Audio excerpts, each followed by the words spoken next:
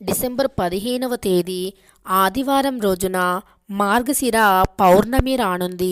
ఈ మార్గశిర పౌర్ణమి రోజున ఎవరైతే కలబందతో మీరు ఎక్కడ జ్యోతిష్యం చెప్పించుకున్నా అస్సలు నమ్మకం కుదరలేదా, అలానే మీ సమస్యలు కూడా నెరవేరలేవా, అయితే ఒక్కసారి ఈ యొక్క గురువుగారిని నమ్మకంతో సంప్రదించి చూడండి. ఖచ్చితంగా మీ సమస్యలన్నీ కూడా 24 గంటల్లోనే తీరిపోతాయి. శ్రీ వారాహిదేవి జ్యోతిష్యాలయం, పండిత్ నంబూదరి, అలానే వశీకరణ స్పెషలిస్ట్ కూడా. విద్యా, ఉద్యోగం, వ్యాపారం, పెళ్లి, ప్రేమించి మోసపోవటం, ఆరోగ్యం, నాగదోషం, సంతానం, భార్యాభర్తల మధ్య గొడవలు, అత్తాకోడళ్ల మధ్య గొడవలు, స్త్రీ పురుషుల వశీకరణం, ధనం నిలకడగా లేకపోవటం, రాజకీయం, వామచార దోషం, ఇలాంటి మీ యొక్క ఎటువంటి సమస్యలైనా 24 గంటల్లో పరిష్కారం లభించును. వీరి యొక్క సెల్ నెంబర్ వచ్చేసి 9043637512. మీకు ఎటువంటి సమస్యలు ఉన్నా కేరళ నుంచి నేరుగా పరిష్కారం చెప్పబడును. ఒక్కసారి నమ్మకంతో గురువుగారిని సంప్రదించండి.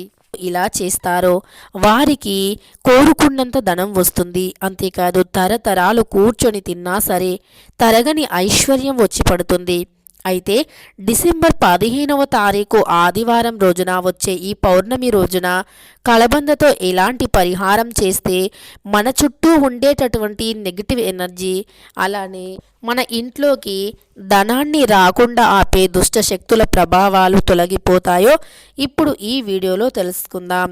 అయితే అంతకంటే ముందు మన ఛానల్ని కొత్తగా చూస్తున్నవారు వెంటనే సబ్స్క్రైబ్ చేసుకొని పక్కనే ఉన్న బెల్ ఐకాన్ని నొక్కి ఆల్ ట్యాబ్ అని నొక్కండి.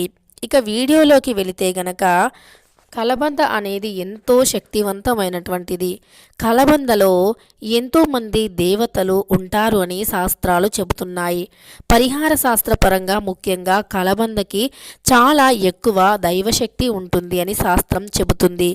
అందుకే కలబంద మొక్కను ఇంటి ప్రధాన ద్వారానికి ఎడమ వైపున పెంచుకోవాలి అని శాస్త్ర పండితులు వివరిస్తూ ఉన్నారు. ముఖ్యంగా అమావాస్య లేదా పౌర్ణమి రోజుల్లో ఈ యొక్క కలబందతో చేసేటటువంటి ఈ పరిహారాలు ఏవైతే ఉన్నాయో అవి ఖచ్చితంగా మన యొక్క దరిద్రమైనటువంటి జీవితాన్ని దూరం చేస్తాయని, మన జీవితంలో నుండి చీకటిని, అంధకారాన్ని తొలగించి మనకు ఒక గొప్ప కొత్త వెలుగుని, నూతన మంచి జీవితాన్ని ఇస్తాయని శాస్త్రం చెబుతుంది. మన జీవితంలో అనేక రకాల దుష్టశక్తుల ప్రభావాలు ఉంటాయి. అయితే చాలామంది ఈ యొక్క దుష్టశక్తులు ఉంటాయి అని నమ్మరు. కానీ ఈ సృష్టిలో మంచి ఎంత ఉంటుందో చెడు కూడా అంతే ఉంటుంది. అంటే ఏదైతే దైవాన్ని మనం నమ్ముతూ ఉన్నామో అలానే దుష్ట శక్తులను కూడా నమ్మవలసిందే.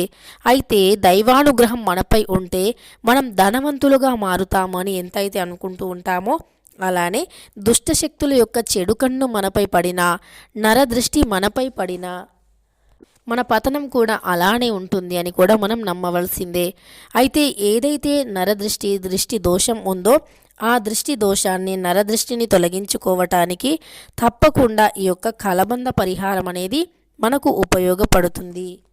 కలబంద అనేది మన ఇంటి చుట్టూ ఉండేటటువంటి దుష్ట శక్తులను ఆకర్షిస్తుంది. అంతేకాదు మన చుట్టూ ఉండేటటువంటి చెడు గాలిని ఆకర్షిస్తుంది. ఇలా మన చుట్టూ ఉండే చెడుని ఎప్పుడైతే కలబంద ఆకర్షిస్తుందో అప్పుడు మన చుట్టూ ఒక దైవానుగ్రహం అనేది ఉండటం జరుగుతుంది. ఆ దైవానుగ్రహం వల్ల మనం జీవితంలో విజయాన్ని కూడా సాధించగలుగుతూ ఉంటాము. ఇలా దైవం యొక్క అనుగ్రహాన్ని పొందడం కోసమని కలబంద యొక్క పరిహారం అనేది ఎంతగానో ఉపయోగపడుతూ ఉంటుంది. ఈ కలబంద పరిహారం వల్ల మన దరిద్రం కూడా తొలగిపోతుంది. కలబందతో చేసే ఈ పరిహారం వల్ల మనం ఏదైతే చెడు శక్తుల వల్ల డబ్బు పరమైనటువంటి సమస్యను ఎదుర్కొంటూ ఉన్నామో, లేదా కుటుంబంలో కూడా అనేక గొడవలు వస్తూ ఉన్నాయో వాటి నుండి కూడా విముక్తి అనేది లభిస్తుంది. మన చుట్టూ ఉండే దరిద్రాలు, దృష్టి దోషాలు, నెగిటివిటీ, చెడు శక్తి అనేటటువంటి పూర్తి చెడు గాలులు అన్నీ కూడా మన నుండి వీడిపోతూ ఉంటాయి. అంతేకాదు పౌర్ణమి అనేది మన శాస్త్రాల ప్రకారం ఎంతో పవిత్రమైనటువంటిది. పౌర్ణమి రోజుల్లో చేసేటటువంటి ప్రతి పూజ పరిహారము ఎంతో మంచి ఫలితాన్ని ఇస్తుంది. పౌర్ణమి అంటే లక్ష్మీదేవికి చాలా ఇష్టం. పౌర్ణమి రోజుల్లో లక్ష్మీదేవి రాత్రి సమయంలో భూలోక సంచారం చేస్తుంది అని పండితులు చెబుతూ ఉన్నారు. కనుక పౌర్ణమి రోజున ఎవరైతే సంధ్యా సమయంలో ముందుగా లక్ష్మీదేవికి సంధ్యా సమయం అంటే చాలా ఇష్టం. అందుకే మనం లక్ష్మీదేవి పూజను చేసే సమయంలో సంధ్యా సమయంలోనే ఎక్కువగా ఎంచుకుంటూ ఉంటాము. లక్ష్మీదేవిని సంధ్యా సమయంలోనే పూజిస్తూ ఉంటాము. ఇలా సంధ్యా సమయంలో మనం పూజలు చేయటం వల్ల అమ్మవారు ప్రసన్నురాలవుతారు. లక్ష్మీదేవి అనుగ్రహం మనకు లభిస్తుంది. అమ్మవారి యొక్క అనుగ్రహంతో జీవితంలో సుఖంగా సంతోషంగా ఎదగగలుగుతాము. ఇలా మన జీవితంలో సుఖ సంతోషాలు ఉండాలి అంటే ఖచ్చితంగా ప్రతి ఒక్కరూ కూడా అమ్మవారిని పౌర్ణమి రోజు సాయంత్రం సంధ్యా సమయంలో 6 దాటిన తర్వాత పూజించాలి. అలానే ఈ సమయంలో ఎవరు కూడా ఇంట్లో నుండి ఉప్పుని కానీ పసుపుని కానీ చింతపండుని కానీ పాలు పెరుగు పచ్చడి ఎవ్వరికీ ఇవ్వకూడదు. కాదని ఇస్తే ఖచ్చితంగా లక్ష్మీదేవి మీ ఇంట్లో నుండి వెళ్ళిపోతుంది. అమ్మవారి అనుగ్రహం కోసం మళ్ళీ మీరు ఎంత వేడుకున్నా సరే అమ్మవారు మిమ్మల్ని అనుగ్రహించరు. కనుక పౌర్ణమి రోజు జుట్టు కట్ చేసుకోవటం, గోర్లు కట్ చేయటం వంటివి కూడా చేయకూడదు. పౌర్ణమి రోజుల్లో ఉప్పుతో నిమ్మకాయతో ఇంటికి దృష్టిని తీయాలి. ఇలా చేస్తే ఇంట్లో ఉండే దరిద్రం తొలగిపోతుంది.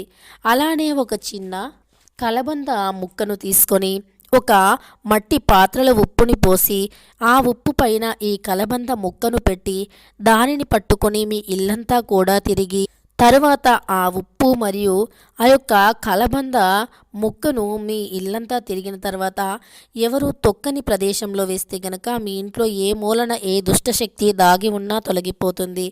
అంతేకాదు మీ చుట్టూ ఉండేటటువంటి దరిద్రాలు కూడా తొలగిపోతాయి. అలా అన్ని రకాల దరిద్ర బాధలు తొలగిపోయి అదృష్టాన్ని మనం పొందాలి అన్నా, కటిక దరిద్రుల నుండి ధనవంతులుగా ఎదగాలి అన్నా మర్చిపోకుండా ఇలా కలబందతో పౌర్ణమి రోజు చేసి చూడండి.